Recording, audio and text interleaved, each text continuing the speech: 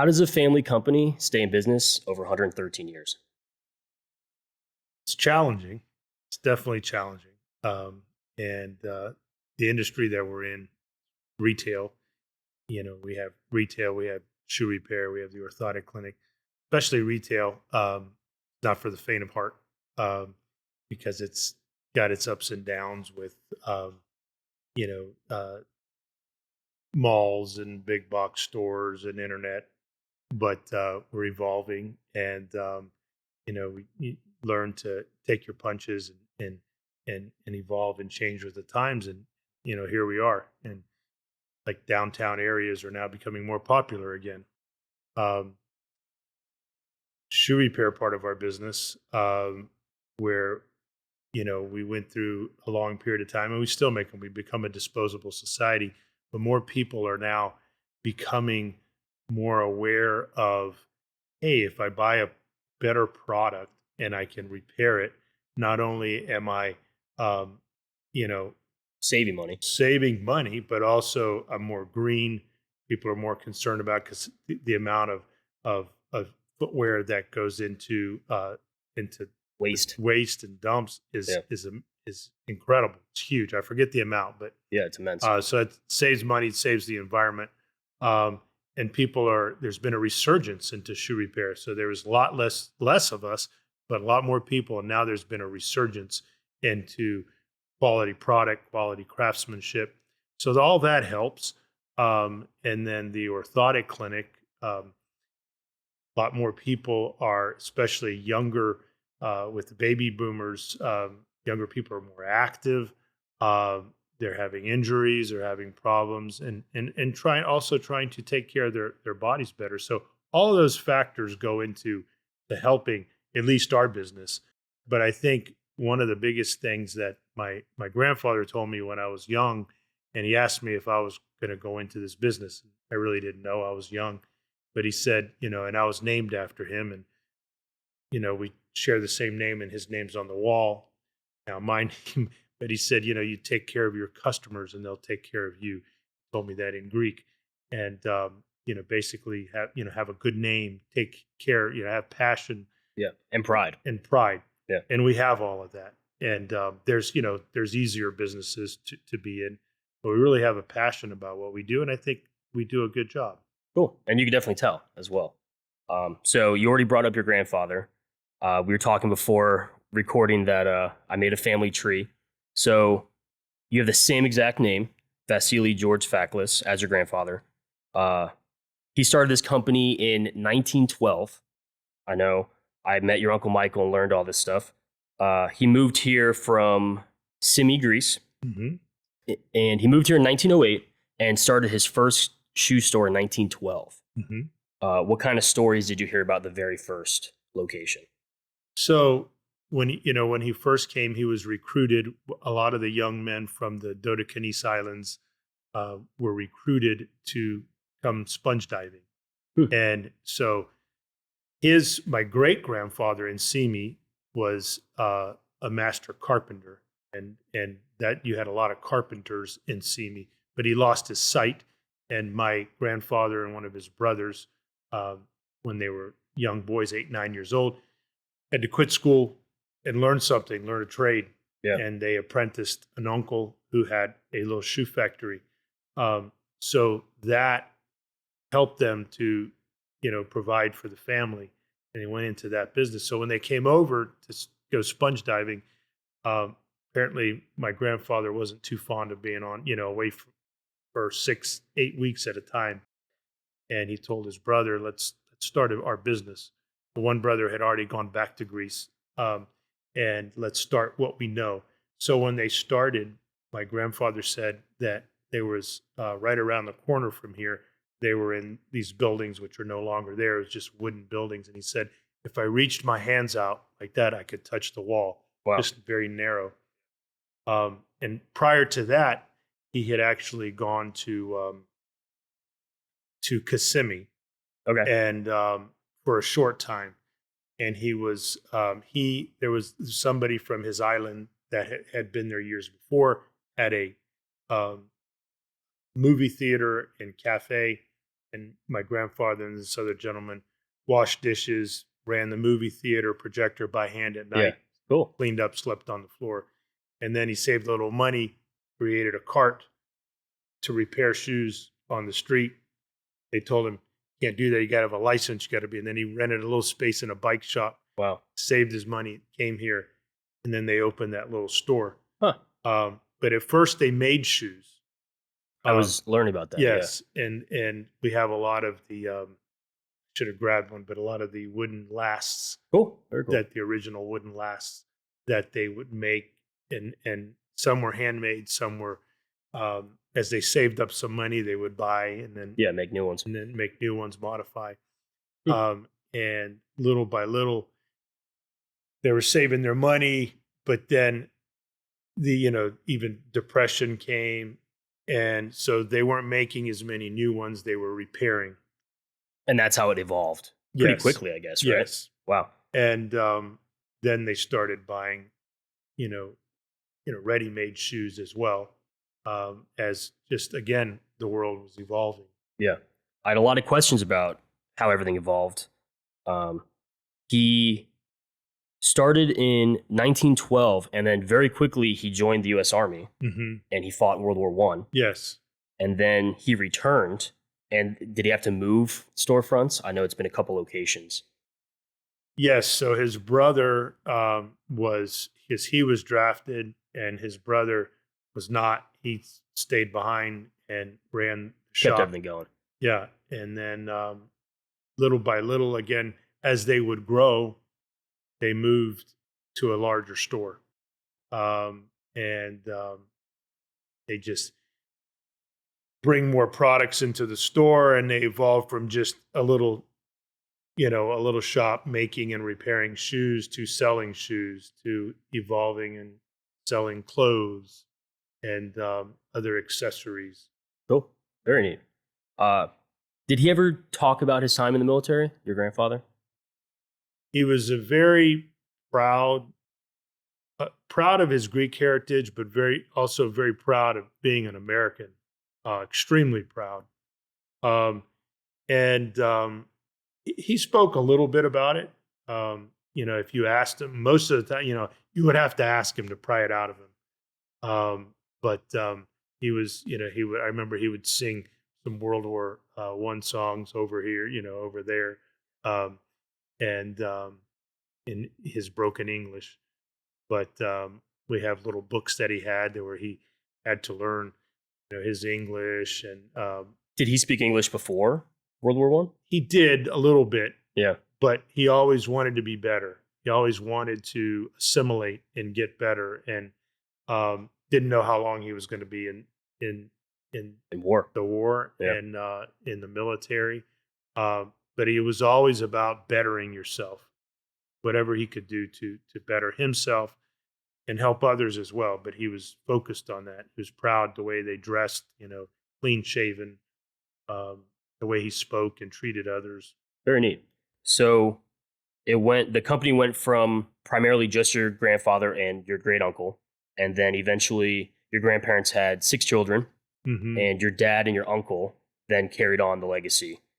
Yes, Right. because they had my grandfather and my great uncle decided to have separate stores after a while in different parts of the town. They just felt times were tough, and they thought maybe if we went to split different up. areas, split up a little bit, might have been better. Nothing wasn't. No strife. No strife at all, but Yeah. just decided to do that and thought it might be better. And then so they had the children, and they got into the business, and actually everybody worked in the business, all the siblings, all the children, and even through the years, nieces and nephews. A lot of people have worked here and put themselves through college. The 3 boys actually did. My uncle Nick, who eventually became a dentist, he worked in here as well. Then he went back to school and became a dentist. He was a football coach and then a dentist. Very cool. Yeah. And my dad taught for a year and then felt that it was, he was going to come back to the business. It was difficult, didn't make a lot of money, and he had this business here, and he was passionate about it as well. And my uncle Michael, through and through, he was here. Never left. Still here. Still in the back. Still here. I was fortunate enough to do a pre-interview with him and learn all this about your family. Something I really want to touch on. Your store survived not just the Great Depression, not just the COVID-19 pandemic, but everything in between. Yes. We can name countless companies that couldn't last not only the Great Depression or even just the pandemic, but the 113 years between the two is even more of a testament. You've already talked about like the evolution, but what do you think it took? Do you think it took being family owned or working with family members? How do you think you guys? Kind of all of the above. Yeah. Where, they were all in, and this is what we're going to do. And if it took longer hours, if it took, doing with less to make it through those times, there were times where my grandfather was very creative and creative from a business standpoint, but always also creative with his craftsmanship. And he was loved to fish. Okay, cool. And he was also a chanter in the church, and never missed church. But if he was going to fish, he's going to go like 4 a.m. because they worked six days a week. Sunday didn't work. We've never been open on a Sunday. Gotcha. That was, church time and family time. Yeah. And family was very important. But he would go, and when they would go to comb the beaches or islands for shells and sponges and make creative knickknacks. Before they had the curio stores down at the sponge docks, and sold different knickknacks as people would come here, residents, but also tourists, and things that he made with his own hands. So whatever it took to make an extra profit. Like if you go and you look in our case, which is our little museum up front, and we have some old items, and we have a very small old register, and my dad said, "This is our second register." And I said, "Well, what happened to the first one?" And he says, "Well, your grandfather traded that in to get the second one. Didn't have the money, Yeah, he had to sell it. So trade it. Yeah. So pretty remarkable. Yeah. And they had to do that with everything. They learned, because they coming over from Greece in, if the times were tough here, they were much tougher there. They learned from, family members being on, slaves to the Ottoman Empire. And Greece went through a lot of tough times. And so they learned, how to make it with nothing, whatever it was. And they were already tough at a much younger age. Had no choice. Yeah. Remarkable. You just you do what you have to do, and you figure it out. Yeah. That's why my dad would always say, just do it. Way before Nike. Ironically enough. Yes. So it was really grit that kept you guys lasting this entire time. Grit, being flexible. Yeah. Having strong faith. And relying on your family. Yes. Not just faith in a higher power, but in each other too. Yeah. And never let the family know that if there was tough times. They just figured it out. Cool. Pretty neat. It's something that all of us can learn from, and it's something I really want to highlight, especially with these episodes. So I learned from Uncle Michael, I think it was around the time after World War I, so approximately 1918 to the 1920s. Your grandfather learned the Landis shoe machines. Yes. I was looking in the back. They're all in the back. Mm-hmm. Are those the same machines? You guys are slowly updating them since then?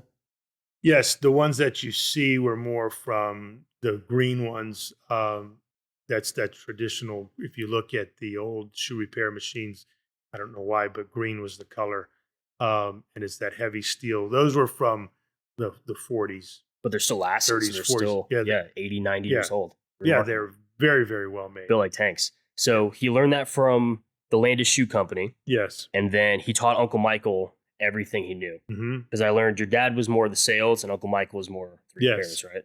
But they all knew how to do everything. Gotcha. Could you walk me through how some of the machines worked, some of the names? Sure. Some of the ones I learned about, I did some research. Uncle Michael told me about a sander, the stitcher, and the sewer. And they might have more proper names, but just easily able to say, we're going to use the sewer. Tell me how those kind of work. So you have, a Landis K stitcher, you have a McKay stitcher. So, one's for more like moccasins, which you don't use as often now.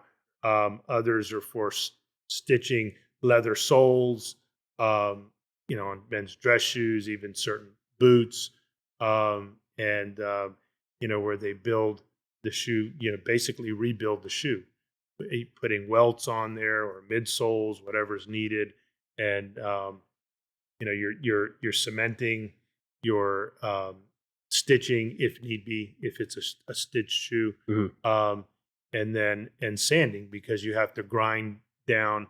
It has to not only have to function properly, but it has to look nice. Look the part. Because we're giving this product back to the customer, and we want, as my grandfather would always say, make it better than, when it came in. When it came in, obviously. Yeah. And, very cool. Yeah. So, and very good point. And I never really thought about that till you just said that, is when he came over from Greece, everything they did was by hand. They didn't have all this equipment. So whatever they did, cutting, stitching, even, wasn't a lot of sanding. There was some sanding, but a lot of it is doing it by hand and cutting it properly. So they had to learn to use that equipment. All hand tools. Right. But then he was never afraid of anything. And that's what he said, is don't be afraid, learn and practice, and don't be afraid to ask questions. Yeah. He wasn't afraid of competition. He welcomed it. He wasn't afraid of asking somebody else a question and to learn. So he was learning from everybody, from the manufacturers, from the sales reps that came, and learned a lot from his customers as well. What do they want? What are they looking for? Yeah, that's how you adapt ultimately, right? Yeah. Especially in business. I learned he did make shoes in Greece, right? Mm-hmm. Were those mostly sandals or moccasins, like you had said? Did any of those kind of things come to the U.S.?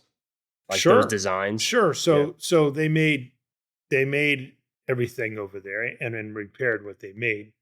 And then even here they were making shoes initially, but then it were tougher times, and there were ready-made shoes that weren't as expensive. So the shoes that they made over there, he made some of those over here. He did make sandals, but they did make closed shoes, Oxfords as well. Okay, cool. For work, boots. He also made the traditional Evzone shoes called Saroukia, which is the traditional Greek Evzones, which you see in the military, and they don't wear that now, but you'll see them at the Tomb of the Unknown Soldier in Athens. Wow. And it's a 24/7, 365 changing of the guards. Just like we do here in the in DC. Mm-hmm. Well, there, and they wear the traditional fustanella outfit, and which looks like a big skirt, which has 400 pleats for 400 years of being under the Ottoman Empire. Wow. But they made those shoes, and those shoes were made for a reason. Those would look more like slippers, but they wore those because they were going through the mountains, and it was something that they could climb with, and so you see those, and even those evolved till you see them now where they have a heel on them, and wow. But he would make those proudly, and he would make those for Epiphany Day, the big celebration that we have here in Tarpon. Yes, on January 6th, and then even for folk dance groups and whatnot. Wow, really neat. So we just spent a lot of time talking about old shoes made out of leather, right? Those sound easier to be repaired. Just my assumption. Can modern shoes be repaired just as well? Yes and no. There are some shoes that just may not be worth it Because of price? Because of price, because of, poor quality of manufacturing. Um, but but modern shoes, we've adapted in shoe repair as well. So ideally, if it's, um, a well-made shoe, it's easier to repair. But you learn to repair because everything's gone up. Prices have gone up. Yeah. And now people are starting to realize that, hey, if I can repair this, I'm going to save some money. So people have created different ways to resole, what we call, unit soles, which are all one piece. So you can remove that and put a unit sole or a cupped sole. Um, and the manufacturers are responding by, providing those type of soles to us Good. to replace. Yeah. So they're kind of working with you Absolutely. because they're still selling Yeah. parts of the product, and then you guys complete them. Yeah. How long can a pair of shoes last? I know it's kind of a vague question, but I think of like old boots. They could just be resold, and Sure. the bottom could be remade.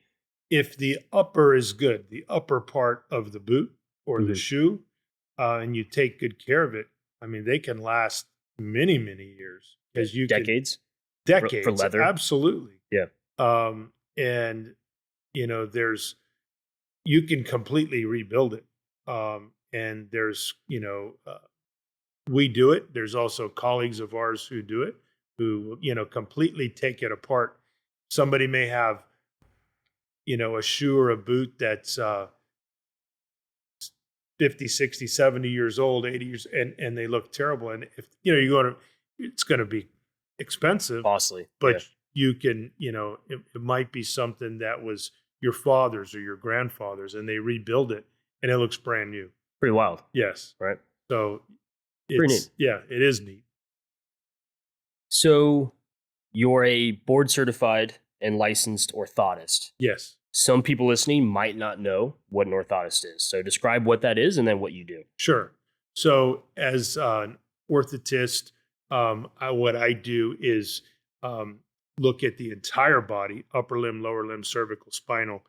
Foot and ankle happens to be our specialty by design in this facility, this location. But we look at the entire body and do biomechanical evaluations and see, are there any malalignments or abnormalities that we can catch and help to, correct those malalignments, whether it's in a shoe or as an orthotist, you may do a knee orthosis, a knee brace, a hip brace, spinal brace, even cervical. And I've done it all, but mostly, we've really focused on lower extremities in reference to the whole body. So we're not just looking at the feet, we're looking at what's the angle of the foot in reference to the knee, in reference to the hip. Is there a leg length discrepancy? What's somebody's shoulder?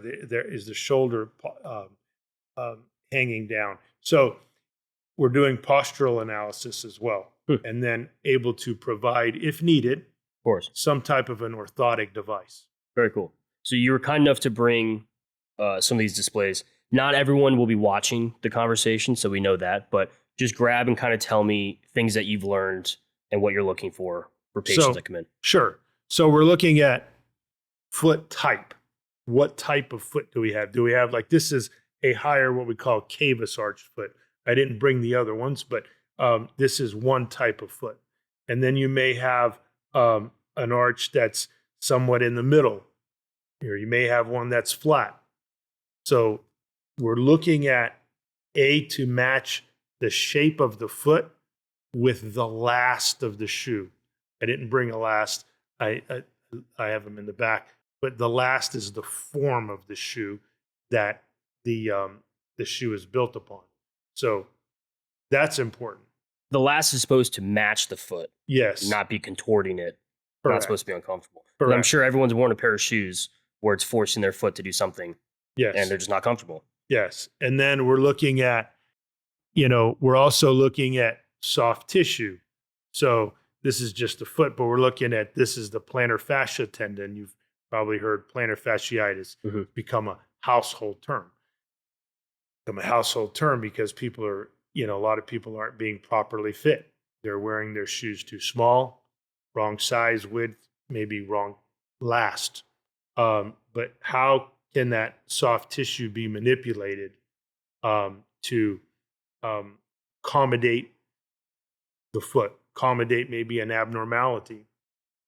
Or oftentimes these toes are rigid here, but oftentimes um, people will come to us and they're wearing their shoes too small, or for other reasons that they may have hammer toes, and then the toes are they lose strength in the toes, they lose proprioception, they lose balance. Well, a lot of times as we get older, we fall because people have been wearing the wrong footwear. So we're looking at what can we do to help not only just brace something, can we do something to help realign and strengthen those muscles and tendons? And we make some unique foot orthoses that do that. There's different types. And we're certified in what's called sensomotoric therapy, which helps stimulate the muscles and tendons and helps to realign what we call the sensory motor loop. So we're looking at that. Again, this doesn't move, but let's say somebody does have a rigid big toe, then that's going to cause other issues. So what we want to know is, is it painful? Can we accommodate it? Can we help gain more range of motion? So we also work very closely with physical therapists, trainers, um, Very neat. people that really want to get better. Yeah. Focus on moving. So I had a bunch of questions. You've already answered some of them. So going back to the arch, is that mostly genetic, or is that from wearing poor shoes and then the arches collapse? Tell me more about that. It'd be a combination of both. Yeah. A lot of it is genetics, but I've seen, and I deal with a lot of athletes, so I've seen some runners who have very fast runners who have flat feet. So that doesn't mean if somebody has a flat rigid foot that they can't run properly. Um, they still may get from point A to point B, sometimes not in the most efficient manner. And that's what we're here to do, is to help you get from point A to point B. To fit that gap. Yes, but in the most efficient manner, so you're not causing injury. Definitely. Because if there is a malalignment, it could cause you to have injury. It's like if your car tires are not properly inflated or balanced or aligned, you're going to not only have uneven wear, but you might have some problems. Somebody might have knee problems, IT band problems, because they're not toeing off properly. They're over supinating or over pronating. Could cause some knee problems, some hip problems, some back problems. It's all part of what we call the kinetic chain. Very neat. What are some ways that people can strengthen their feet, or specifically their toes too? From our standpoint, we want to make sure that they're properly fit in a shoe that has proper ample room. And 90% of the people that walk in this door are not, being properly fit, or not wearing shoes that match the shape of the foot or the size and width. So we want to make sure that they're properly fit and they're properly analyzed by somebody who's knowledgeable and experienced. There's exercises that one can do to strengthen their feet, and that's very, very important. But I'll always tell people to, when it seek the professional, seek the the internet's great, but you got to make sure that you're doing the proper exercises for your situation. Exactly. So there's foot strengthening exercises. Um, there's also Insoles, foot orthoses that we make. There's what we call functional ones that are more static and are more, more of a brace. There's accommodative ones, which are softer for somebody who's hypersensitive or hyposensitive, rheumatoid arthritis, fibromyalgia, diabetes. And then we also make what's called sensory motor insoles, which help to stimulate the muscles and tendons and Okay. help to realign and strengthen them. How do they do that? So Like electrodes or? if you look at the and you'll see some of these tendons, but in the foot, as in different parts of the body, we have these little sensors, proprioceptors, mechanoreceptors, that are constantly sending signals to our central nervous system, basically telling our brain where our limbs are in space. Okay. And that's how we move. It's like the crane operator saying, okay, I'm going uphill. This needs to contract. This needs to lengthen. In the foot, the posterior tibial tendon comes down here and inserts here. And then that's on the medial aspect of the foot and controlling that side. We also have the sensory, the peroneal tendons, which come down, insert here, and are controlling over on the lateral aspect of the foot. And you have the metatarsal arch in here, which also has a high concentration of these sensors.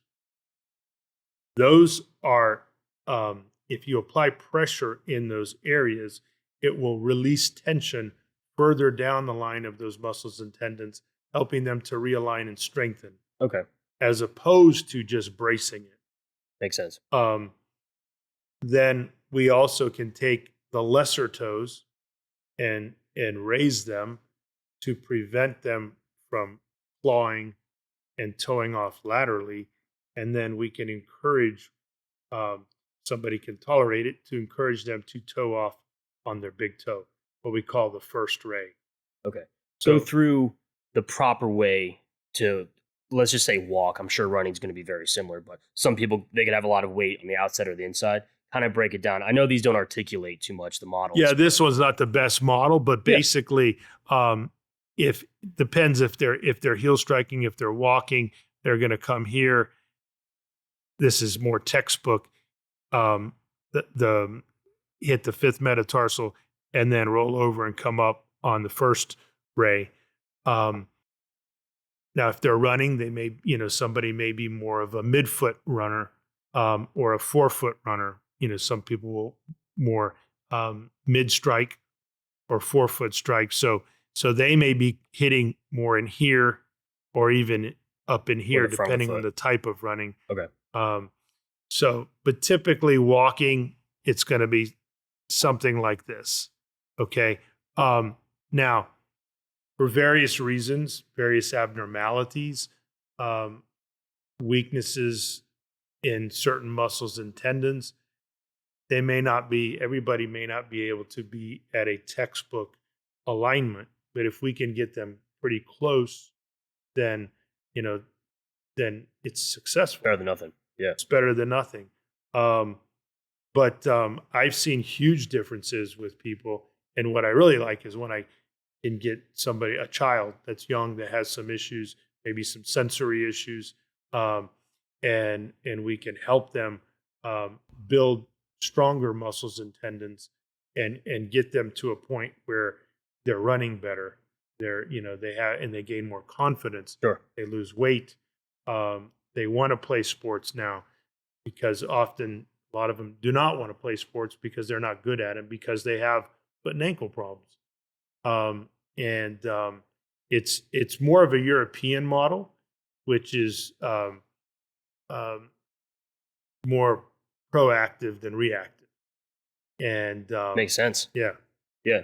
Something I didn't think about in all the notes and conversations we've had, I didn't realize, how much do you think this is contributing to the weight gain in society overall? I know I don't have metrics to tell you, but do you think that's playing a huge role in kids gaining weight? I do. Yeah. I've seen it. Yeah. I've seen it, and I've seen it here in the office, in our store, but I've seen it when my kids were younger, my boys were younger, and either helping to coach their sports, or just being a dad and watching. Yeah. And you saw with my own kids who had some issues, some sensory issues, but I saw it and I was able to help them. Of course. And that made a big difference, because you'll see if the child is, if it hurts to run or they're not able to run as fast, then they may not want to participate.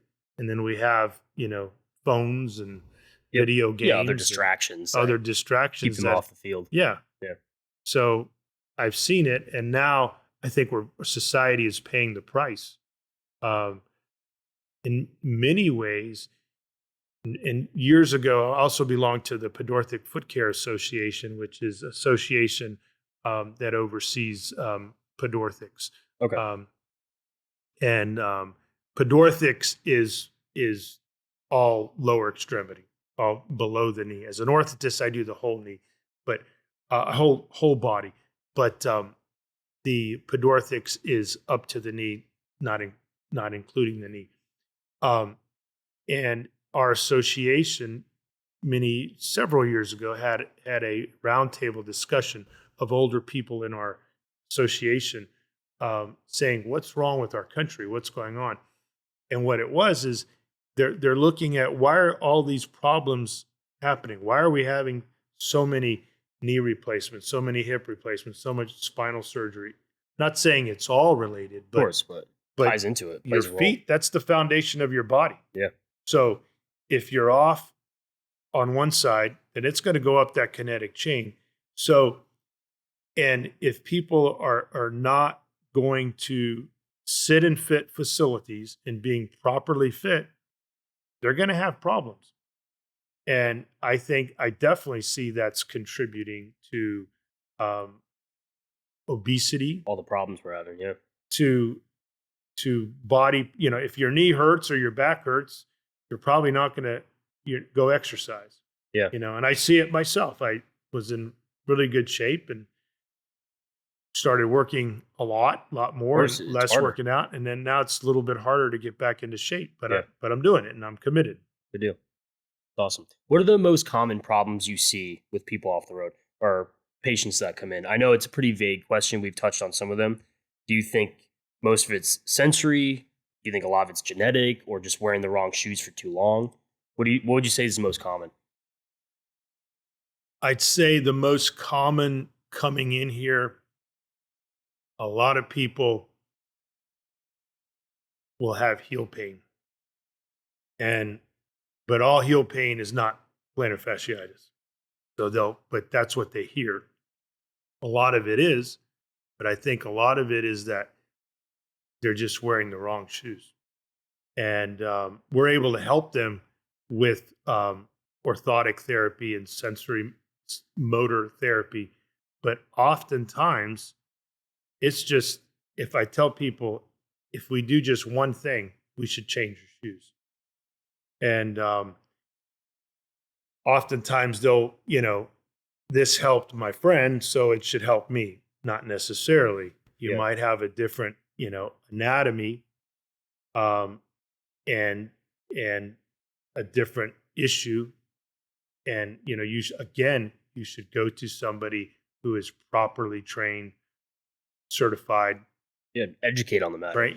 Educated and trained, and somebody who's willing to spend time with you. We spend a lot of time with our customers and our patients in the orthotic clinic. And a good friend of mine who's a physical therapist says, I don't call them patients anymore, call them clients, because he said he wants somebody who's committed. Somebody doesn't want to get better, he can't help him.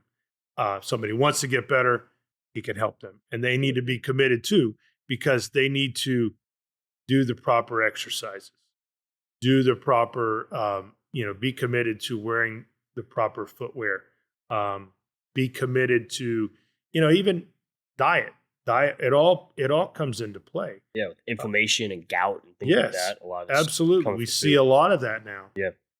Why? I think a lot of it has to do with, the food we eat. Yep. But that's all part of it. Compression therapy is big. We do a lot of compression socks. Describe how that works and how it helps people.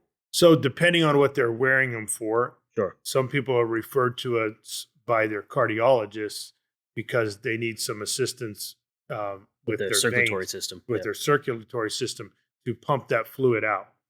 Other times people will come to us because they have edema, swelling of the legs, or sometimes Some people will have upper extremity swelling from maybe they've had radiation or But again, it's to help pump that fluid out, help with the circulatory system, and it's always good, I believe, when we're working with a physical therapist or Yeah, or even a trainer, cardiologist. cardiologist, Mhm. massage therapist.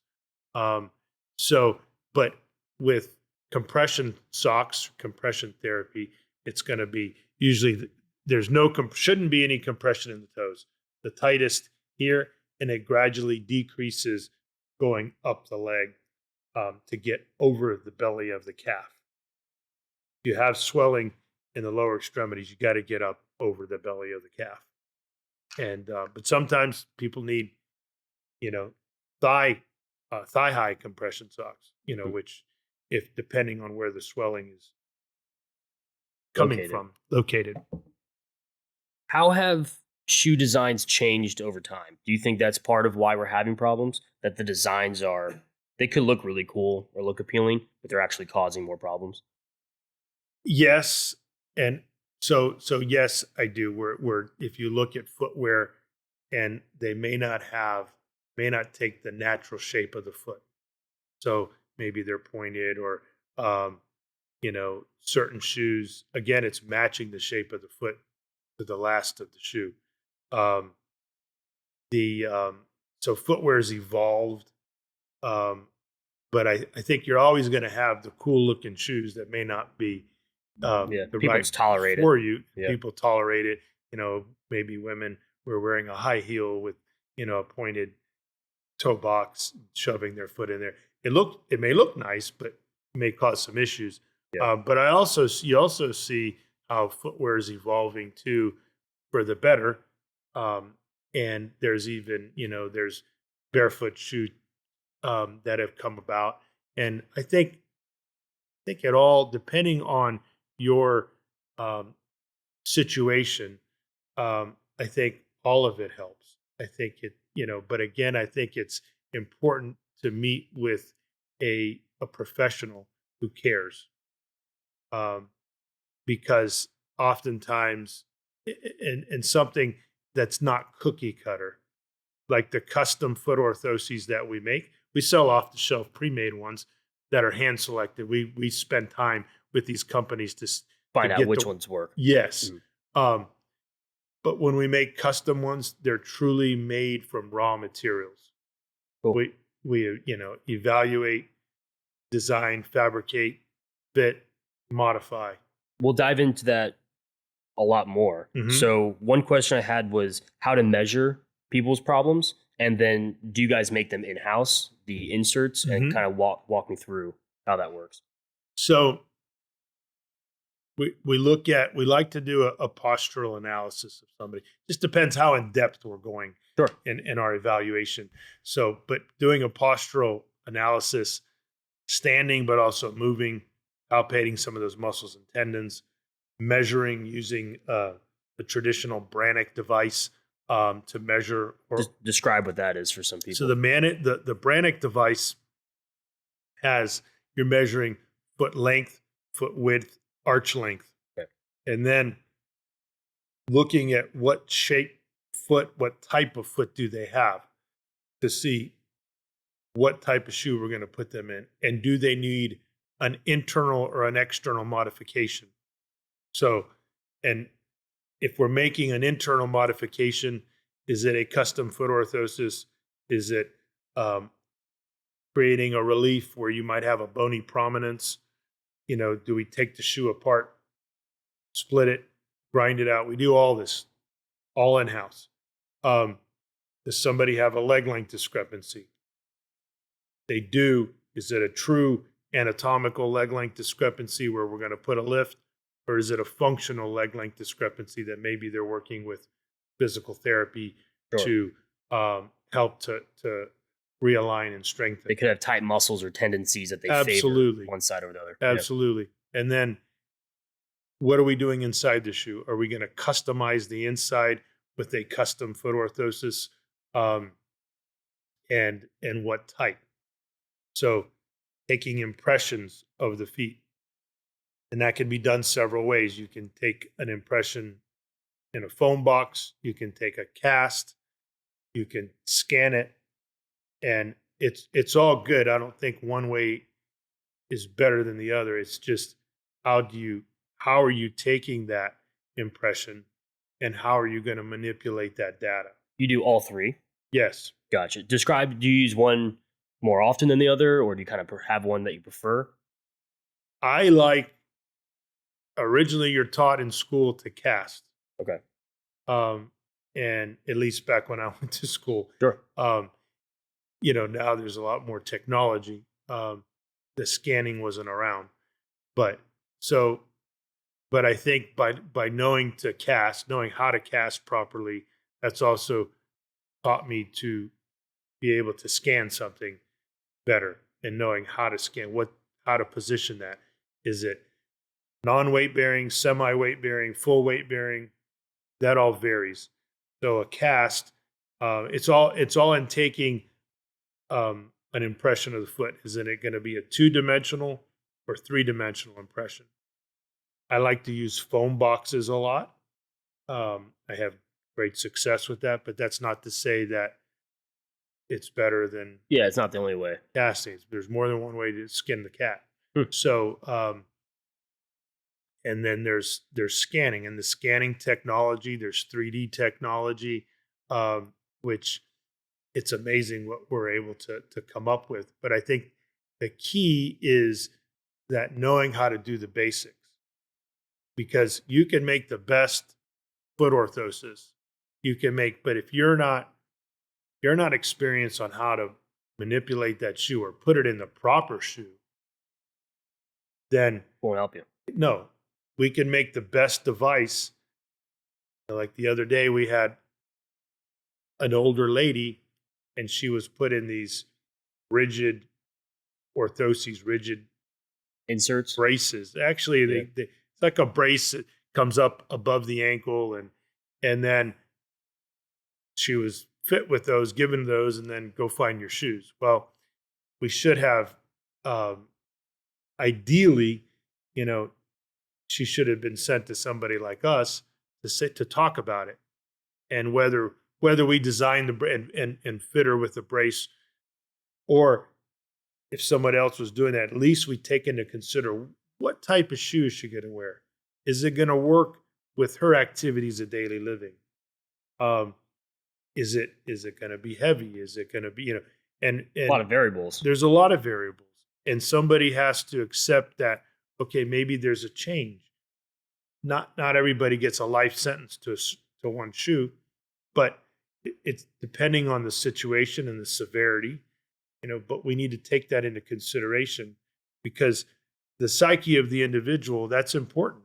If you're telling somebody all of a sudden you have to change something, you have to wear a different type of shoe, those are more your severe cases. But Sure. we like to, sometimes there's, people will get emotional, or mostly because they're happy, Yeah. and we've been able to help them walk better, safely, run faster. Yeah. Be pain But free. yes, but you have sometimes people who have to realize, okay, I have to wear this now to, get me from point A to point B. And, we need to be compassionate and considerate of their feelings. Yeah. So, sometimes there's some tears that are shed. And then the good thing is that afterwards we have the happy tears, but, they don't always realize what, they have to go through to get to it. To be healthy. Yes. And usually those are just your severe cases. And what are they? What are the inserts made out of? And do they go? Can you put them in and out of shoes, or they're kind of like part of the shoe? Walk me through that, I guess.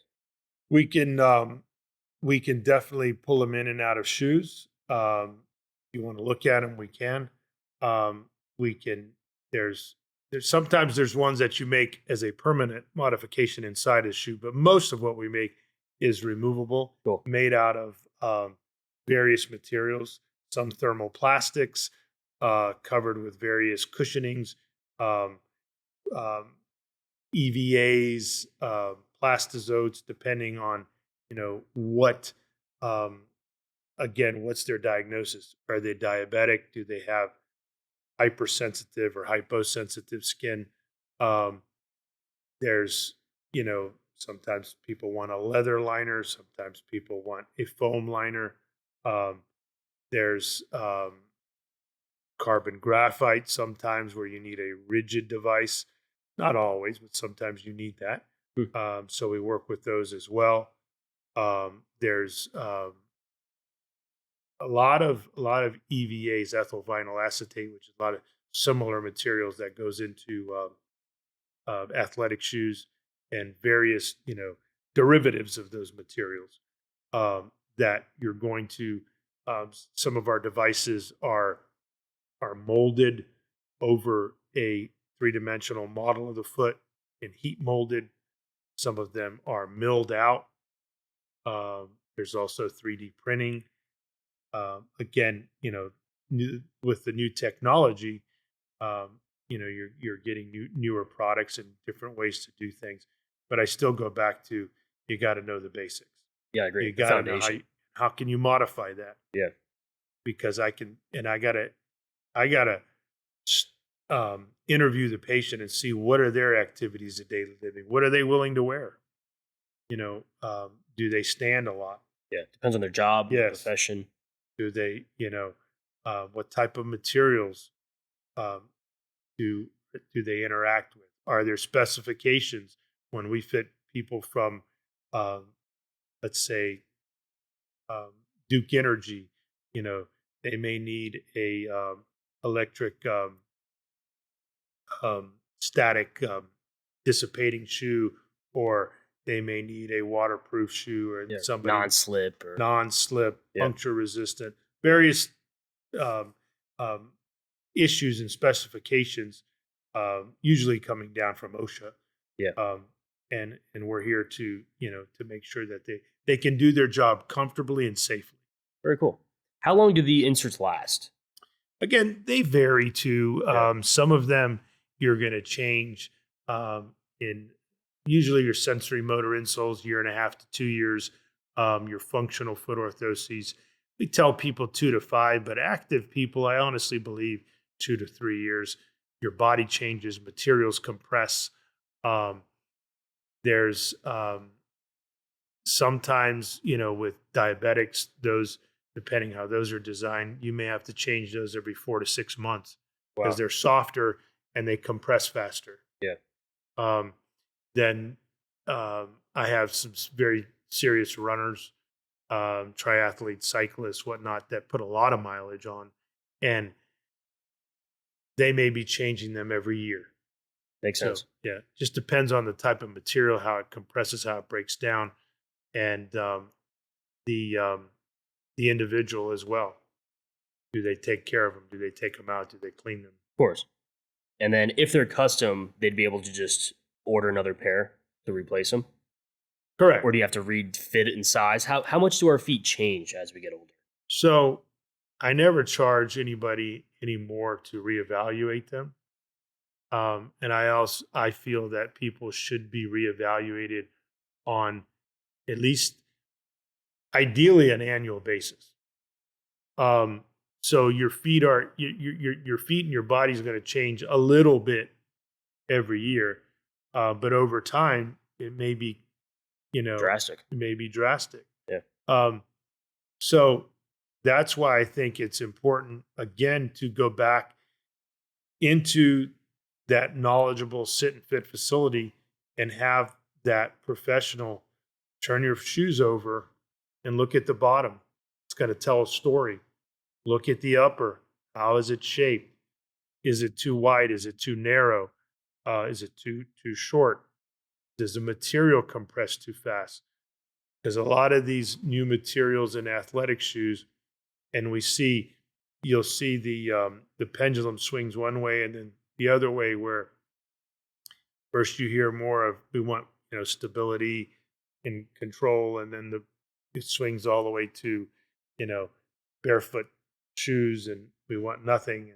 And I think the answer is always in the middle. Depends on the individual, and I think we can definitely benefit from having different type of footwear.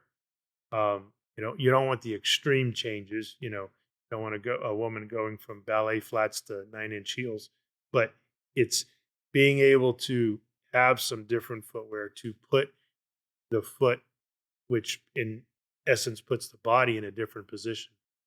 We sit for a long period of time, we want to get up and move. We stand for a long period of time, we want to sit. So being able to Find the balance. find that balance, exercising the foot, stretching them, spreading them out, strengthening them. Would walking in sand be something like that? That would help. Some walking in some Yeah. soft sand, some grass. You hear a lot about grounding now. And I think all of that benefits. I really do. Massaging the feet, moving them properly, looking and seeing, are you getting excessive callousing or cracking, dry skin? People need to pay a little more attention to it. It's on we're taking an appendage and we're shoving it in a dark, closed shoe. Yeah. Socks make a big difference. We sell 3 different brands of very technical socks that are moisture wicking, reduce friction, skin irritation, skin breakdown. Some of them are anatomically correct, so there's a left and a right. Huh. That's our first line of defense. People say, "Oh, socks are socks." No, Yes. that's our first line of defense. If that fails, then it's like that Swiss cheese model. That our first line, failed. Now, there's a lot more pressure on that second line. Wow. So I think all of it plays into it. Pretty neat. I had questions on all this stuff. What is your opinion on grounding? I'm learning more about it, Yeah. I don't know much about it. but years ago, several years ago, a colleague of mine, very intelligent colleague of mine, who designed different types of shoes for different types of. A lot of it was running shoes, Brooks, lot with Brooks and some other companies as well. And he was talking about grounding years ago. And so I need to learn more about it, but I believe that helps. Yeah. I believe that we've got a lot of different factors. Our bodies, we're walking on hard man-made surfaces. And especially if we put our foot into a shoe that's not the right shoe for you, or a lot of the shoes now are, again, the density of materials. I forgot to say that. Where years ago we would say, "Oh, you need a firmer sole," and now sometimes they've gone too soft, or we have shoes that do the work for you. We have rigid rocker soles, and that may be advantageous for some people if you're looking for speed in a race, or if somebody has some particular issues that warrants that, if they can't bend the foot in a certain area. But we don't want the shoe to do all the work for us. Because then we get weaker over time. Absolutely. Yeah, too relying on it. Absolutely. Yeah. So that's why the foot strengthening, and being properly fit with the shoe that has the ample room, you can spread those toes out. We used to have a doctor who would refer people to us and say, he was a great foot and ankle surgeon. When you fit my patients, I want them to be able to play the piano with their toes, and be able to move properly and independently. It's important. Pretty neat. Yeah. I was reading, what's your thought on walking barefoot with nothing on our feet? Do you think there's times and places that we should be doing that? Should it be every day? Do you think that's better in our feet? I think some of it, again, like I said, the answer's somewhere in the middle. So I think some barefoot walking, depending on your situation. And if you're diabetic, maybe you shouldn't be doing that. Okay. But if you have rheumatoid arthritis, maybe you shouldn't be doing that. You're hypersensitive, same thing. But let's just say you don't have any of those issues. You want to do some barefoot walking or barefoot strengthening. I think it's good. You got to be careful what type of material you're doing that. I don't think somebody should be walking all over hard, concrete surfaces. all the time. And but there's, maybe walking on some of those uh, Natural stuff like natural grass or stuff, grass, yeah, sand. soft sand. Yep. Yes, you're going to strengthen those intrinsic muscles and tendons. Cool. So I think that's important. What are some tips and tricks for people to strengthen their feet? And then the second part is tips and tricks for them to kind of know what direction they should go to fit their own shoes. Are there things we could do at home to kind of know what direction? Yes, I still think people should be evaluated by someone, like me, or a therapist or a trainer that's very um, knowledgeable and experienced to create a baseline. Okay. And then, but there are certain exercises that we can do, but we want to make sure we're doing those exercises properly. Um, there's certain types of, exercises to strengthen the foot, like what they call short foot, or there's where you're pulling in your arch and helping to strengthen it. There's, moving our toes properly, moving our toes independently, trying to strengthen that, spreading them out. We have toe spreaders that help to spread the toes out and to train those toes to spread out. Um, so, but again, I do think it's important because oftentimes I'll tell somebody, I'll see them and I'll think maybe some physical therapy would help them or some training would help them. But, so what type of exercises should we do? Or what type of, you gotta have somebody putting their eyes on you and their hands on you, giving you a proper um, evaluation and recommendation, and making sure you're doing those exercises properly. Everyone's different. Everybody's different. Yes. I think you have sometimes, yes, you can watch videos, and I often watch videos. There's some really good therapists that have videos out there on the internet. And I'm not saying they're wrong. They're very good. And I will watch a lot of them as well because I'm a visual person. But I want to make sure that I'm doing them properly. Yeah. So that's why, it's good to have a baseline and to have somebody check you every once in a while. Describe some of the benefits. I know some shoes are angled with like an elevated heel, oftentimes like boots. Not necessarily heels that we think of with women's shoes, but they're just pitching us forward. Right. Describe the pros or cons of having a shoe like that or shoes that are flat. I know like a more newer term is zero drop Right. shoes. It's more, common term now. Kind of describe how that changes our movement day to day. So that's going to change your alignment. And I think that there's definitely good research behind that.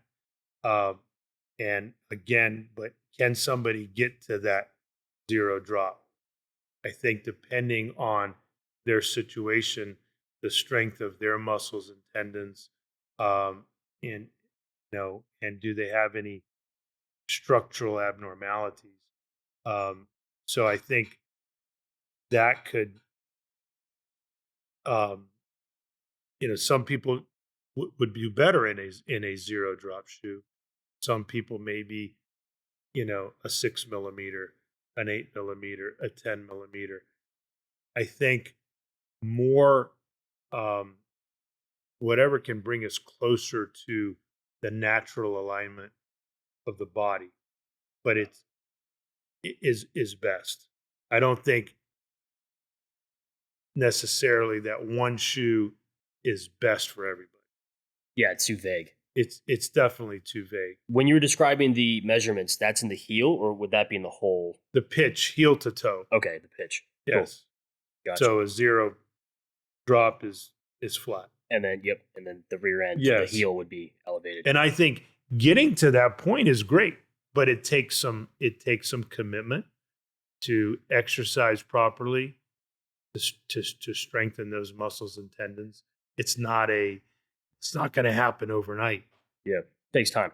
Yes. Are there certain activities where we should have ankle support? I know you kind of talked about finding that balance. Famous basketball players like Kobe Bryant preferred the low ankle, not having ankle support.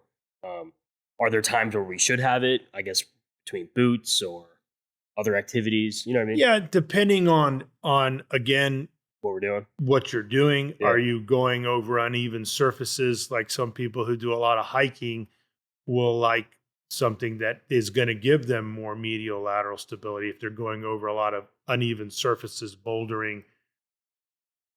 Then you've got other people though that feel that they have good balance And dexterity, they and kind of need it. dexterity, proprioception, but they feel like they have the good balance and they don't need that, and they prefer, a low top versus a high top. Yeah. If granted, some people need that, and but sometimes we can over control the foot and ankle and the joints, and if we over control that, then yeah, we can lose strength, Yeah. and lose that balance. Most of what we're doing when we're running and walking is you're moving in this plane straight ahead. If people, and this has come up recently, is and often with the popularity of pickleball, and Okay. people will pick up pickleball and they'll say, I'm just going to wear my running shoes. I don't want to spend money. Running shoes are to move forward and, not side to side.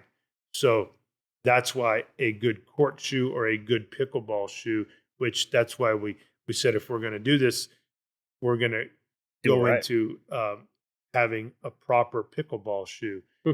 and for that lateral movement. Yeah. A lot has to do with, like we were talking about, the type of shoe that you need for certain type of work environment and certain type of work situations, but also in, what exercise, what are the movements you're doing? When we see athletes or, and sometimes people say, well, I'm just a weekend warrior or whatever, but you're going to do those movements. So we want you to do them as efficiently as possible. And we want you to do that to be injury free. Yeah, definitely. So I don't know if I even told you beforehand, but I'm a strength coach, and specifically in powerlifting, Yes. general fitness as well. When people move, they'll come in and they'll think I'm going to give them this crazy advice that's, hidden secrets. And one of the first things I typically do is have them take their shoes off. And you've definitely proven I have a lot to learn with shoes, foot design, stuff like that.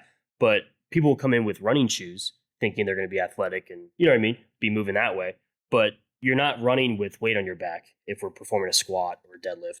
So I have them take their shoes off, and then I could see. Mm-hmm. And the way I've learned to try to describe it is if you were to build a bridge, you don't want the base to be built on a trampoline, which is what's often happening with running shoes. Right. They're flexing all these directions and we're putting weight on your back, and you can't really control, where you're moving. So that's something that's an approach I've learned, especially with squat, load bearing on your back, or if you're going to pick something up. We don't want your ankles to be moving without your control. Right. And I so- think, working now with some more trainers has really been good.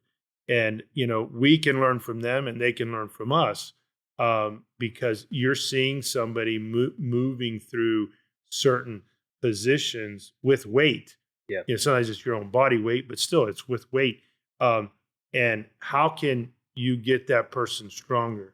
How can, you want your feet to be strong. That's Exactly. your foundation of your body. So maybe when you're weightlifting and you're lifting those heavier weights, maybe, you want to be more to the ground. More grounded. More That's the term grounded. I use. Yep. Because you're going to get better stability there. You're going to feel it better. And it's not just of going in there and just, pounding the weights and just, Yeah, or it's- wearing running shoes. What's the point? What's the point of doing your sport if you're not going to do it properly and not get injured? We don't want to get injured.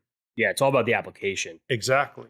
And everything you've talked about, we use that in lifting as well. So not to get too much into specifics, but some people wear heels. They're flat in the bottom and they're not squishy, but they're elevated heels. Has to do with the length of their femurs and their torso and how they squat and how Sure. wide their legs are. Because some people are pretty narrow. Some people are more pitched forward. It's all based on their body.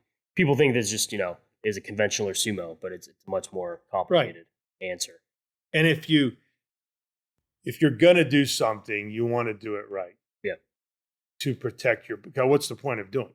It's like somebody if they're gonna go get into cycling, you want to get a bike fit to do it right. You Yep. know, doesn't mean you have to go buy a $10,000 bike, but depending on Yeah. what What you're your doing, goals are. but you want to do it safely and properly, Yeah. so you don't get injured. What types of shoes could children be wearing to prevent some of the problems you see in adults? So again, and there's different schools of thought there. Of some people who say um, the children should not be wearing any shoes till they're a little older, to develop those muscles and tendons. And then where maybe when we were growing up, we were fit into more rigid footwear, um, and maybe at an earlier age because the thought process was that we're going to shape the feet and make sure that they have proper support to develop things. So again, I don't want to be Switzerland on all this, but Sure. No. It's but I honest think answer. I think the answer is somewhere in the middle, and it's somebody who can properly evaluate somebody. And yes, a lot of things that happen that with a child, a lot of them they will grow out of certain issues, but not all of them. And a lot of times, because we have gotten away from going to sit and fit facilities that are properly trained um, in evaluating somebody's gait or somebody's stance, even a child, um, what happens is a lot of these problems are missed. And that's where, going back to what we were talking about when we had that roundtable discussion at our PFA conference years ago, it was that a lot of these issues are being missed. And we have that window of opportunity to help somebody at a young age. So, my opinion, again, it depends on the individual. Um, yes, I do believe having some barefoot walking when you're young to be able to develop and grow and get that proprioception. But there's also, sometimes somebody is a toe walker, and again, you got to have experienced eyes on that individual to see, okay, is this something that we need to intervene, whether it's through physical therapy or through different types of footwear. The sensory motor insoles that we make, there's 4 different types. There's pediatric, a neurologic, an adult pain for somebody who may have a lot of pain in their hips or back or knees. And then there's a performance, more for active athletes, whatnot. But even with the pediatric, it's all about stimulating the muscles and tendons and helping them to realign and strengthen on their own. Um, it again, still, there was a lot of issues that were caught years ago by using devices that we don't often use now, like what's called a Dennis Brown splint, um, to help put the legs in feet in some abduction, pushing them out, or turning them in.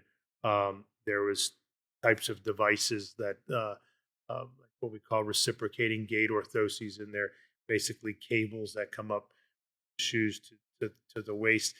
And you're going to see some people and they say, oh, that's archaic and whatnot, but it wasn't. We were able to achieve a lot of good results out of them with new technology. I'm always open. I go back to like my grandfather to say, always learn and always, Be learn, open minded. be open minded. Absolutely. Yeah. Um, and there's there is new technology, and maybe some situations we shouldn't have done that. Or there's the sensomotoric therapy. I think some children, they're better off in a softer shoe. I think some children, you may need to intervene and have a more rigid shoe. It just depends on that individual.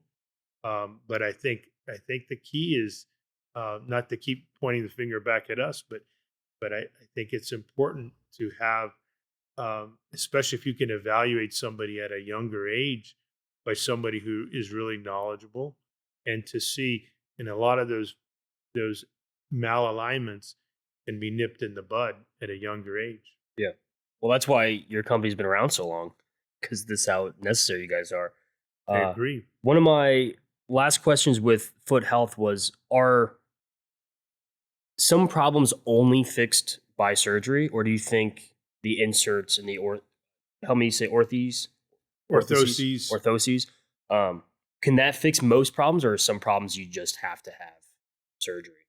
Sometimes Yeah. you have to have surgery, but I believe in, you know, that if you can take a non-invasive route, that's always the best. Yep. But sometimes you have a severe deformity.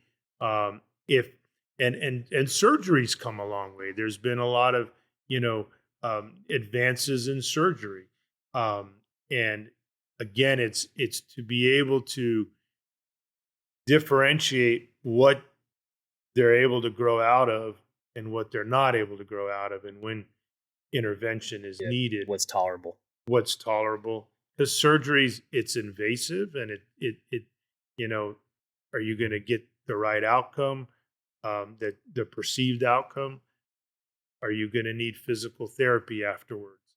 Because oftentimes I think that's missed, where, you know, we're not doing enough of that. We're not ordering that as often as we should.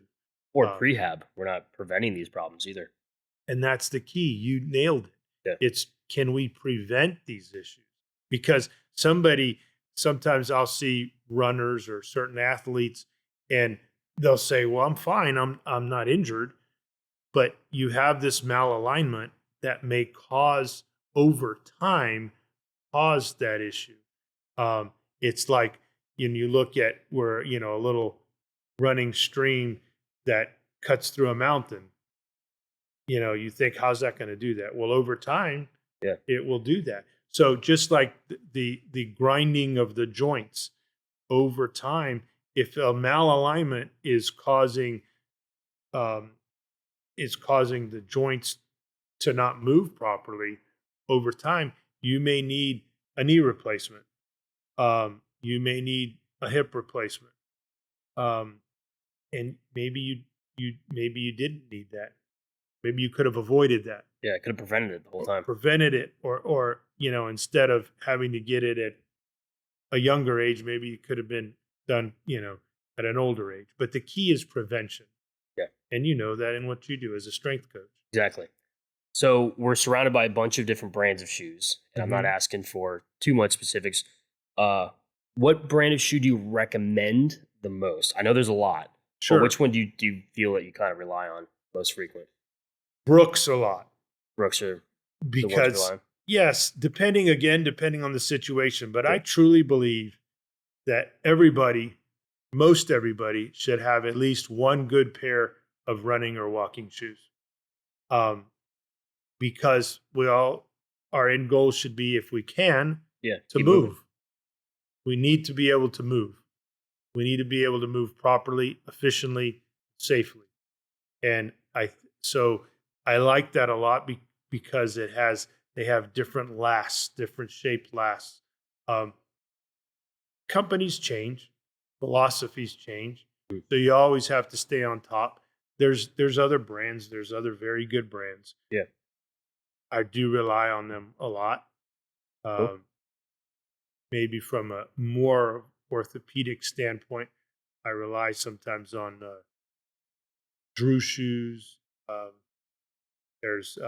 we used to have several orthopedic shoe manufacturers in the United States. We're down to maybe a Only a few. couple. Yeah. Yes.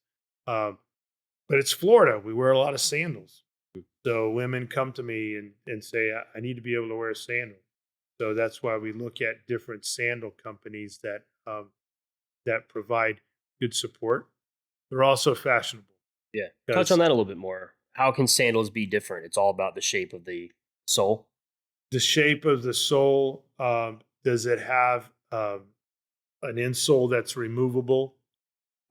Doesn't have to be removable, but often if it is removable, that allows us for modifications, allows you to replace it either with a custom one or a new insole if you've worn that down, or modifying it a little bit. Yeah.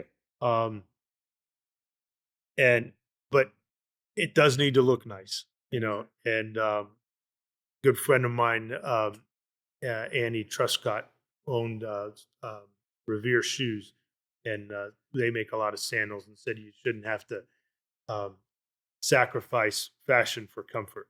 I agree. And I agree. And there's sometimes situations that, you know, somebody's foot and ankle issue, maybe, you know, this sandal may not be right the best for you. Maybe this one is. And we modify it.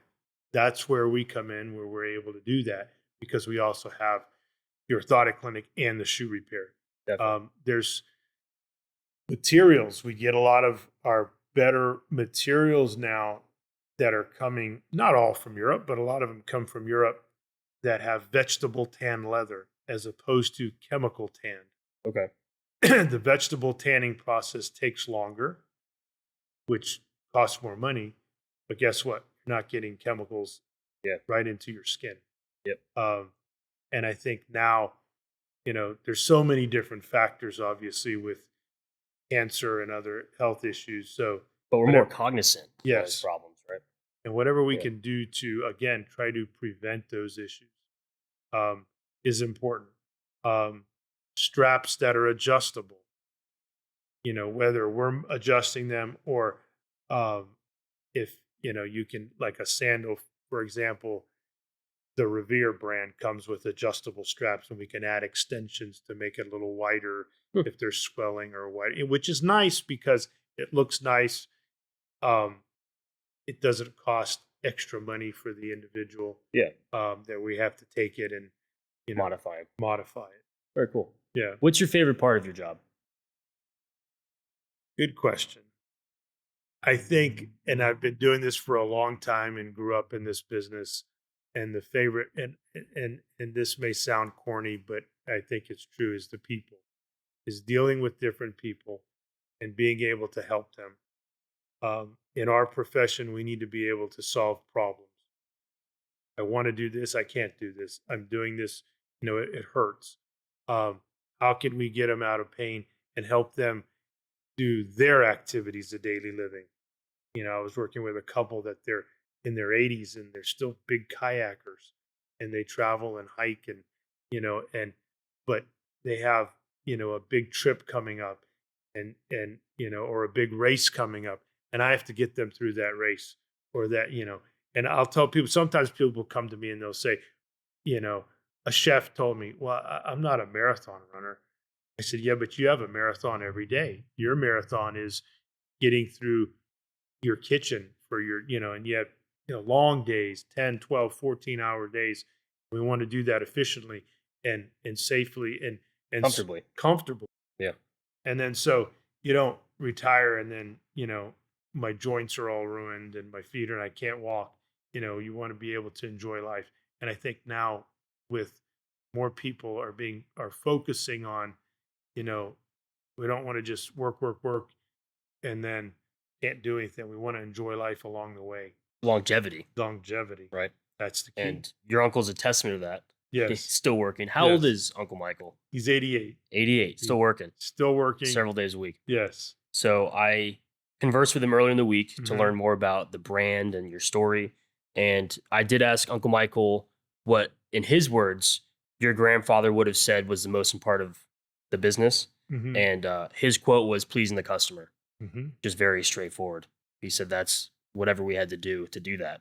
And I think that's how you survived through the Great Depression and all these years. I mean, and as we had touched on earlier, is when he asked me when I was 13 years old, you know, if I was coming into the business, and I didn't know what I was going to do. And I really thought I wasn't going to have anything to do with this business. Yeah. But it draws you in if you have a passion for it. Of course. And he said, you know, told me my name's on the wall, and you take care of your customers, and they'll take care of you. And I think that means a lot. And then we see generations of people that have come through here and have been helped. And I've seen so many people that come and tell me, or come and thank my father and my uncle, to say, you helped us. We didn't have a lot of money. We had, 6 kids in the house, and you helped my parents, you know, Get by. because get by, wear shoes, clothing, because we were a full department store back then, Yeah. and they would pay what they could. Sometimes my dad would come home with a lot of fish, and Sure. I didn't know what it was for. I was just excited, but Of course. I look back, and these people have taught us, and they said that's how we would pay you, Yeah. or vegetables or whatever. And that, times were tough, but you believe in your community. We could have moved. We could have gone to 19, or to gone to, Yeah. Other shopping cities. plazas, whatnot, Yeah. or a bigger city. But they came here, believed in our community and the greater community, not just within the confines of Tarpon, but in trying to make it better. They were, involved in the church, and civic organizations, Mhm. and we try to do that as well. I think we've touched on it earlier, and now we're touching on it again. That's sounds like the secret to lasting this long. And that's something I really want to highlight, because we could all think of brands that have come and gone really quickly, or they changed hands, or they try to rebrand. But 113 years is not something to scoff at. I know I keep repeating it. Um, Describe how the company's doing better than ever, because you guys keep growing. Now you guys are in all sorts of services. Describe some of that. So again, you have to evolve, and we're evolving now, where we're rebranding under Faklis Fit, Mhm. and we're bringing Faklis Orthopedic Services and Faklis Department Store and Shoe Repair under one name. We're same people, same place, doing the same thing. Um, but it was time to evolve again. And as we evolved in, different names, Eagle Shoe Shop, Faklis Shoes, Faklis, department store and shoe repair, on and on, we're now under Faklis Fit. I think we've, new logo, new website, social media. People are on social media, so that helps to get people and new generations aware of us. I think you have to look at your brands. COVID changed a lot of things. The way people shopped, many businesses went out and under.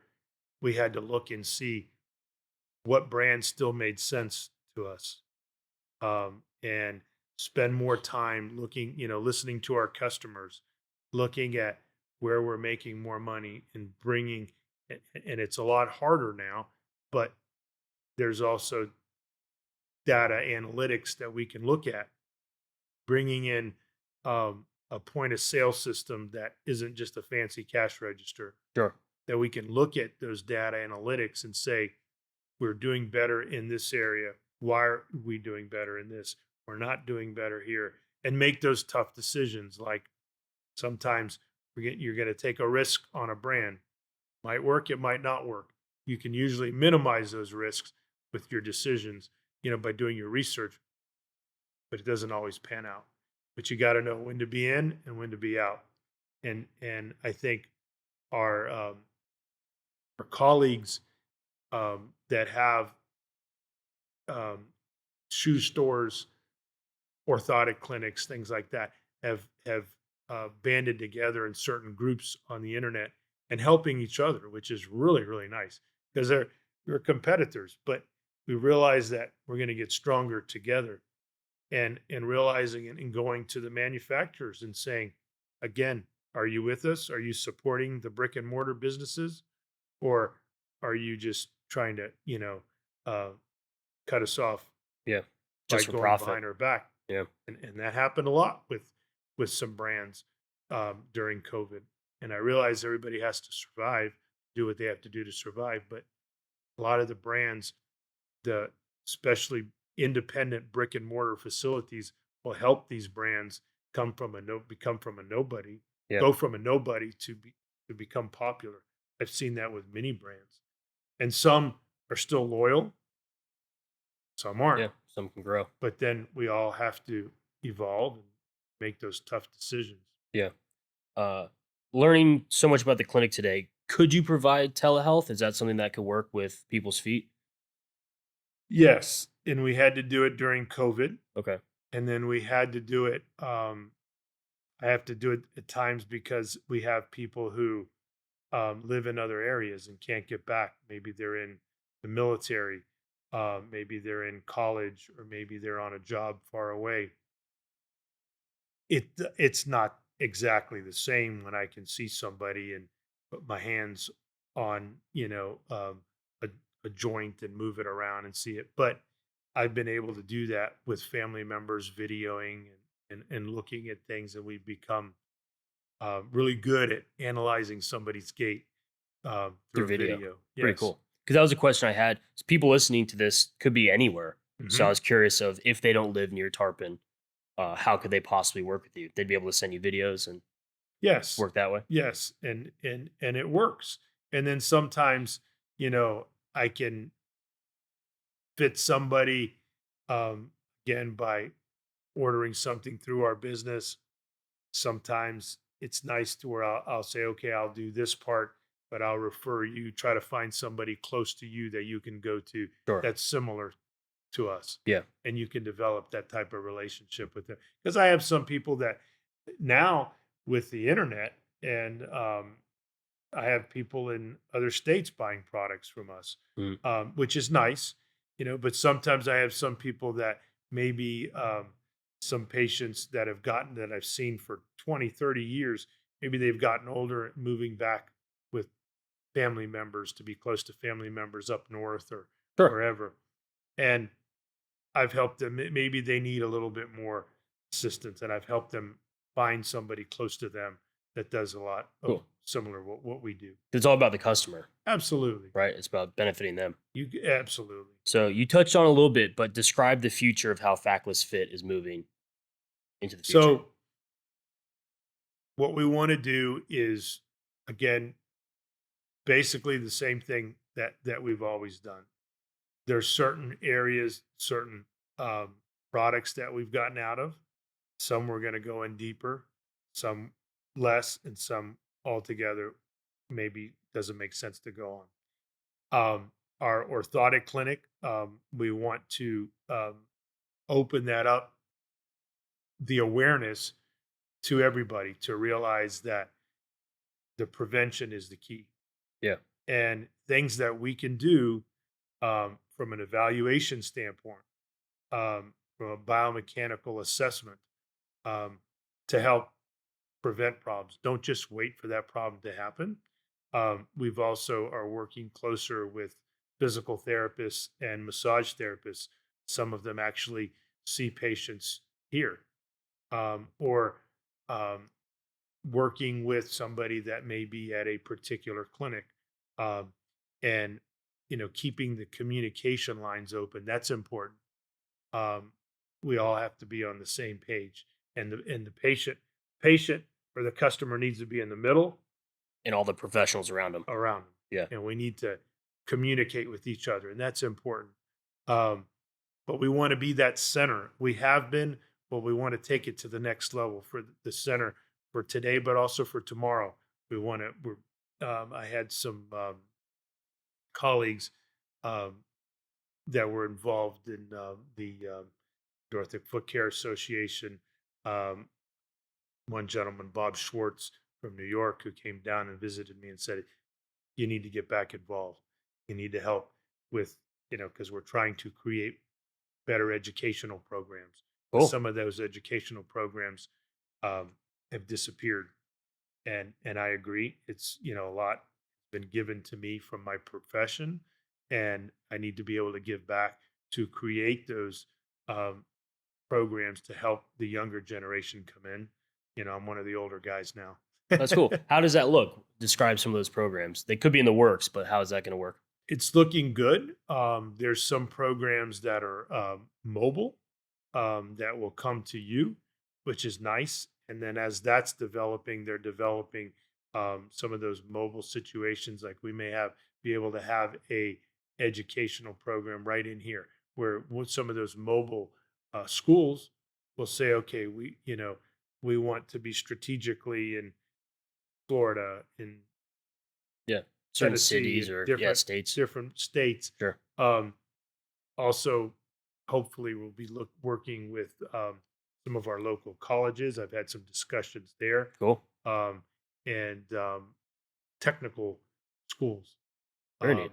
I think we need to bring back those programs. Yeah. We see that not only in our profession, but you see that in you need the skilled labor. Hmm.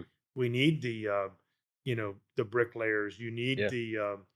the electricians, the carpenters, The cobblers. the cobblers, Yep. but I'm just saying in other areas, you Yeah. need people that are willing to learn to work with their hands and realize the benefit, and you can do well. And and my grandfather always used to say, you take care of the customer, and and you first you got to hone your crafts, and you got to be good at what you do, and you got to learn. But then, you take care of that customer, and they're going to come back to you, and they're going to be willing to pay you what you deserve. You don't want to take advantage of anyone, but everybody needs to be paid properly Hmm. so they can live, have a proper salary and wage that they Of can course, live they can survive. well and survive. Yeah. Yeah. So otherwise, they're not going to be happy doing what they do. Yeah. Um, so I think being able to give back, and maybe for the past 30 plus years, I've been so focused on, building and building, and that's good. And we're still going to continue to do that, but it's time to give back and to encourage the younger generation that, hey, we've got a great field here. Um, Consider that. That's awesome. So you just touched on it. I was going to ask, what are some goals that you have for Faklis Fit? And I guess you just touched on it. Community outreach. Do you think programs would work in public schools? Because a lot of the kids, if they learn this younger, they could avoid these problems as an adult, right? As far as the education, Yeah, education on foot health, shoes. yes, You know what I mean? We can kind of prevent, we can start to slow down all these problems we're seeing with adults. absolutely. Yeah.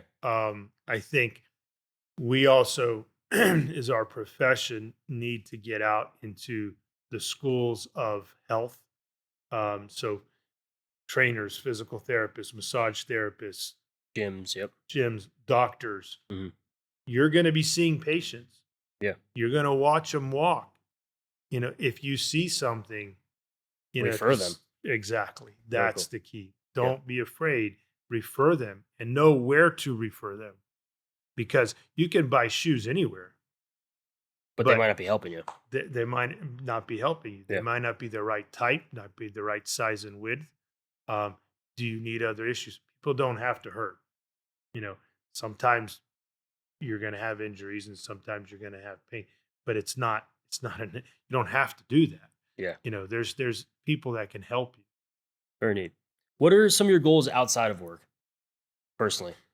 Personally, want to be able to spend more time with my family. Mhm. Um, and we're, have strong faith, and be more involved in my church. Um, but like my father and his parents and my parents, it was faith first, family second, themselves third, and so I'd like to get in better shape, get back into a good work balance. Sure. But I want to be able to give back, because this profession has given a lot to me, and I want to be able to continue to help. And faculties tend to they like what they do, and they work for Forever. forever. Right? Seen it Um, firsthand. yeah, and my dad was good about having that balance, and my uncle as well. But my dad liked to travel, Yeah. and I want to be able to do more of that. It's funny you mentioned that. So I learned your grandfather went back to Greece. I believe that's where he met your grandmother, right? And then they came back. I don't. Did your dad ever go to Greece? Oh yes, Your dad did. I don't yes. think Uncle Michael did. No, he He did not. and you have as well, Yes. right? Yes. Describe what that was like. So back with my grandfather, that was back when it was arranged marriages, and they would, Okay, they would write back to the island, where they were from, Symi, and they were ready to get married, and and so it was not all were arranged marriage, but a sure, lot were arranged marriage, and theirs was, and it worked out well, thank God. yeah, Um, and but being able to go back and see where my ancestors came from, and it's they left a very, very beautiful place, to come here, and it was rough, but it was, they had a lot of issues over there, a lot of problems, wars, and yeah, you know that they had been through, um, and being able to see where they came from, where my roots are, keeps me grounded. Um, and the other grounded term, of course. but um, and it gives me a better appreciation of my culture and other cultures too. But it was very moving. Did it feel like home?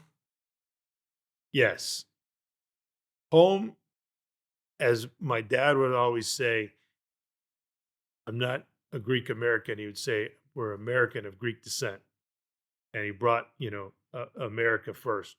This is home. Yeah, Okay. Um, but I felt that connection. yeah. It felt familiar, Yes. right? The connection to the roots. Yeah, But this is, we're proud Americans. it's awesome. And, this country, but we have connections and roots in both countries. And what the values of the Hellenic values, our faith, our Yeah, the Orthodox culture. faith, our Mhm. culture, which we're very involved in, um, gave a lot to us. So I have a rich culture, but also taught me to be able to appreciate other cultures, um, and the differences in people, and to appreciate that, um, and also, but yes, I felt that connection to my ancestors. I always do. That's awesome. Yep.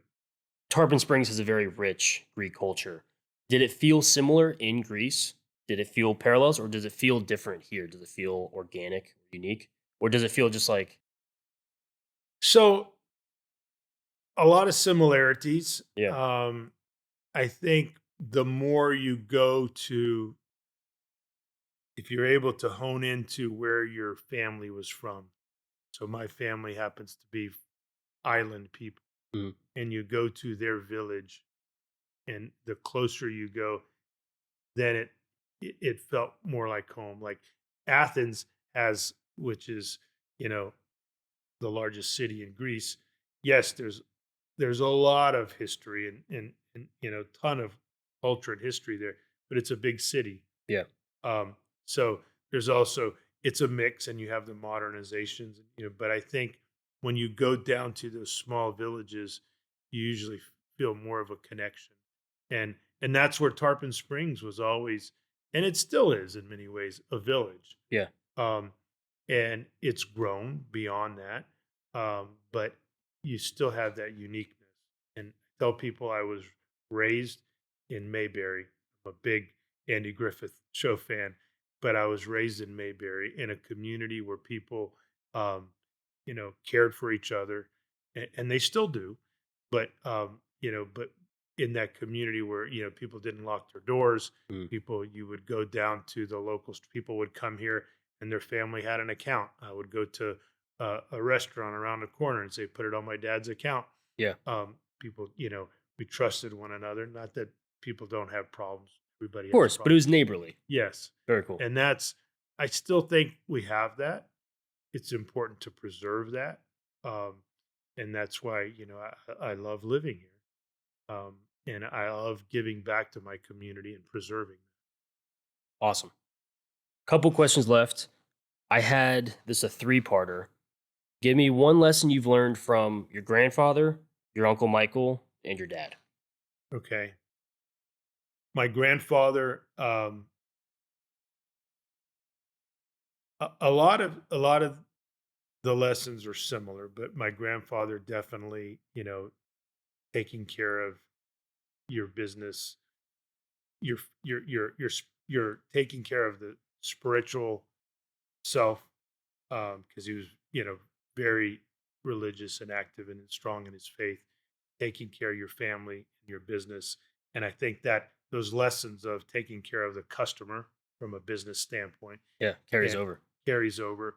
So all those lessons I learned from all three of them. But if we look at one little thing I learned from my grandfather, and we both have a passion for fishing, Cool. um, and but was taking care of your customer. Uncle Michael,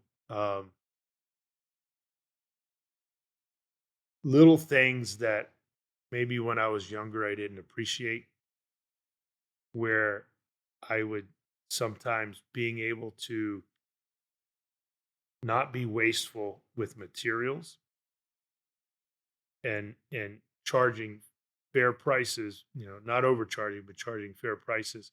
Um, but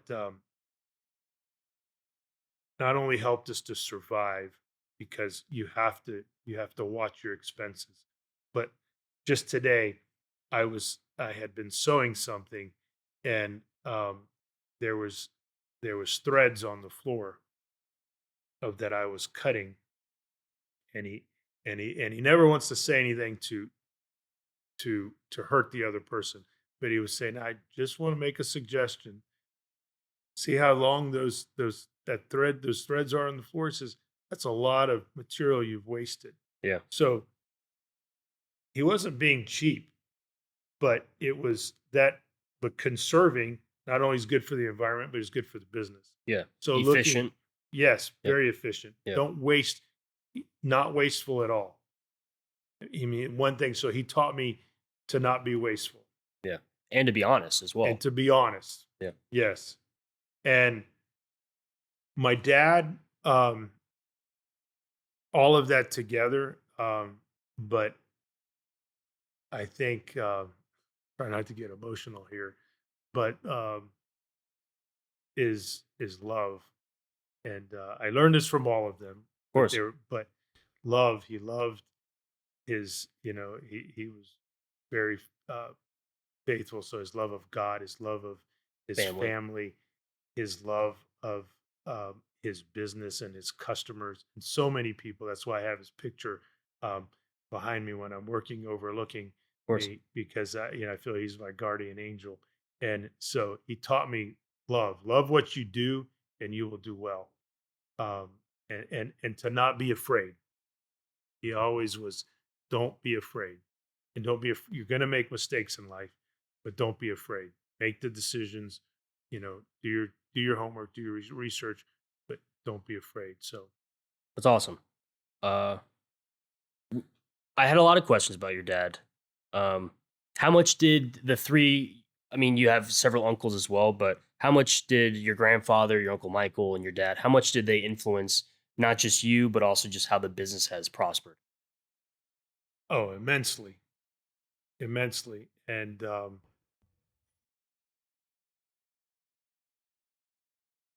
a lot of things that, like the older you get, the smarter your parents get. And that, at least fortunately and unfortunately, that was me, because some things you got to learn, that you got to skin your knees to learn Sure, to do something or not to do something. Your parents can't do it all for you. But there's some mistakes that I made that I thought, wow, should have listened to my dad or should have listened to my uncle. They told me to do that 30 years ago. Um, some of the redesigns that we're doing in the store now, where it's taken a little while, but we're making some really cool redesigns. My dad told me to do 30 years ago. But again, you evolve and you let your children make their decisions and learn it themselves. Um, so that's, but their decisions helped me a lot, but they also helped me to make my own decisions, because there's a time when they're not going to be here. yeah, So I need to be prepared for that. definitely. And then you become the matriarch, right? Or Yes. the patriarch. What's one characteristic that you admired most about your dad? What I admired most about my dad is he was he is just very calm, always very calm, and whatever he did with a smile. He didn't complain, and oftentimes I realized I need to be more like my dad. He never complained, even when he was sick, and there was a period towards the end, he couldn't speak very well. And how are you doing, Dad? Yeah, And still that in good was spirits. yes, and and his friends and people's, it's true. Everybody loved my dad. They didn't, and they didn't. All the Facklises, they didn't talk about other people. You know, they'll sit and they didn't gossip. Mhm. And you could gossip and talk and say this, and they won't say anything. They'll Yeah, just sit there. And so that's something that's honorable, and I need to focus more on. yeah. How do you still feel their spirit in the store? Because you grew up in this very building. Yes. It's been here for this location's been 70 plus years, right? Close to it, Yeah, early 40s we right? moved into that side, Yeah. and then 60s here, so So it's really over 80 years. you still feel their spirit, Oh, right? Their absolutely. essence. Yeah. Absolutely. Yeah. How are you going to keep that moving forward? Well, by trying to keep some of the old with the new. You can't keep everything, Hmm. but there's keeping some of the old pictures and old items, and so a lot of people when they come in here, especially ones people that grew up coming, they walk in and we're a shoe repair, so you're gonna and shoe store, but you're gonna get that shoe repair smell and the smell of the leather for the shoes, but you're going to get that shoe repair smell. And people will walk in and either they love it or they hate it. Hmm. But most of the people love it and they go, I'm home because they grew up coming to this store. Yeah. And so I think remembering and honoring the past is important. So that helps keep it alive. And telling the story, Hmm. what you're doing, I'm honored I and appreciate it. grateful that you care Of course. about my business and other Yeah. businesses And your family. Of in my family. course. Um, and I'm honoring the family, and I hope that I, I'm able to make them proud and continue to do that. And I have two sons. One's an accountant and one's in marketing, and the one who's in marketing has helped us rebrand. Is It's helping us awesome. now rebrand. And, Yeah. but everybody has to take their path in life, Hmm. whatever they choose, and it doesn't matter. You know, it's what you enjoy doing. So that's what I want to see with next generation.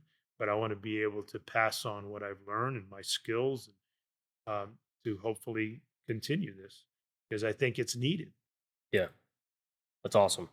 So every episode, I give the guest a gift. And in these early episodes, you didn't know that. But as these come out, people are going to start to realize they're going to receive something. So all of my notes, you've noticed I've been taking notes, speaking with Uncle Michael, speaking with you. I really enjoy Field Notes is the brand. They're pretty cool. I don't know if you've seen them before, but I haven't. I was noticing they're those. made in the US, Yeah, which is something I think is really cool. It's a excellent. brand I want to support. Sure. And they're really handy. They come in different sizes, so every guest gets a small one. And they're really useful. They can fit in your pocket, and that's for you. Oh, thank you so So much. something you could always think I about. like that. It was a really cool experience, and it's just a brand that I really want to support. I think that's great. So it's I pretty was neat. noticing that. Thank you very much. Of course. So the final question, the mantra of the project and the podcast is to never waste a mistake. And I know I've told you before, it's the greatest lesson my dad's taught me. And it's very specific because he doesn't say never waste your mistakes, but it's never waste a mistake. So mistakes that I've learned from Uncle Michael, from you and other people. And the goal is for people to learn from everyone I speak to. So the last question to each episode is, what's one mistake that you have not wasted? I've made a lot of mistakes through the years. um, but my dad, as he would say, he would tell me that he would say this in Greek, but to when he would be talking to me, and he'd say, you talk to humans once, and it's you talk to animals, you have to tell them over and over again to do something.